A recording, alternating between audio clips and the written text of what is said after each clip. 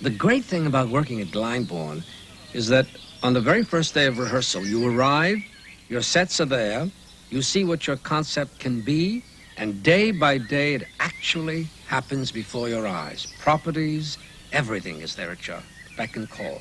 In this particular case, The Love for Three Oranges was an extremely complicated and rather abstract problem. It is a play within a play, an opera about a play within a play. And it is also a work which is full of fantastical characters and a very complicated plot. Now, the play itself is a fairy tale which is based on the idea that there is a melancholy prince suffering from hypochondria, and the entire point of the play is, how are we going to get this lad to laugh? Maurice, darling, we've got to scare the audience with this one. Look at it. If it's flat, I mean, it won't be exciting. With parts moving, the arms, the head. Tongue sticking out, licking its chops. Terrific. You know, real night kitchen extravaganza. Yeah, put some bodies in there, maybe some local critics, you know. Be wonderful. Yeah, fry them. Steam. You got to scare the audience. Yeah. With it, you know. Bring out the child in each one. Yep. For there is forces of good, the forces of evil, but in a kind of comic version. I've decided it should have the weight of a genuine fairy tale, so that the bad is really bad and the good is really good. It seemed perfectly logical to me to go back to the sources of that original time and go back to the 18th century, middle 18th century, and that's when Domenico Tiepolo was. It seemed then, because there's commedia figures in the thing, and because I love Domenico Tiepolo, and because for years I've been looking for a way to take him and use him, finally Oranges happens is perfectly appropriate to set it in that particular style, in the white clown style. Tiepolo became a stepping stone to the whole production, actually. In the original libretto and in the score, it all takes place in Never Never Land. I hate doing Never Never Land pieces. I think that wherever you are, wherever it takes place, it must be a definite location. My first problem was to find that location, to find it as a very distinctive and positive point of reference for the audience. The combinations that brought about my choice were the fact that it was about commedia dell'arte, an ancient comic art, that it was going to be sung in French, and the combination of that, plus Maurice Sendak's designs, gave me the idea, if you want to call it even an inspiration, of placing the play in France during the French Revolution. Gradually, as the actual audience comes in, the audience on stage that is to watch the play are coming in simultaneously. What they will see as they both appear are various members of the acting troupe preparing for the evening's performance.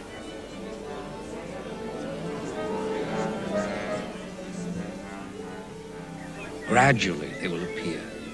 First, there will be a lady who plays Medea, reading a French newspaper, catching up with the news. Two children dressed as angels are playing dice with a man dressed as a Roman soldier. We have a stilt man, a man on stilts, dressed all in white, come in. The manager of the theater appears with his sidekick to test the ropes at the side of the stage. And some other actors come out. Acrobats appear, limbering up. Some of the star members of the troupe come on, one with a dog, feed the dog on the stage. By this time, the house is pretty full. And when they're all gathered, the entire stage is quiet for a moment, and suddenly we hear a cannon shot. The actors freeze, look, and a ship out in the harbor, a royalist ship, takes fire and slowly sinks. This moment, by the way, is kind of interesting because it weds both the audience coming in and the audience on stage looking onto the action. So we've reached a point where the opera itself can begin. The opera, The Love of Three Oranges by Sergei Prokofiev.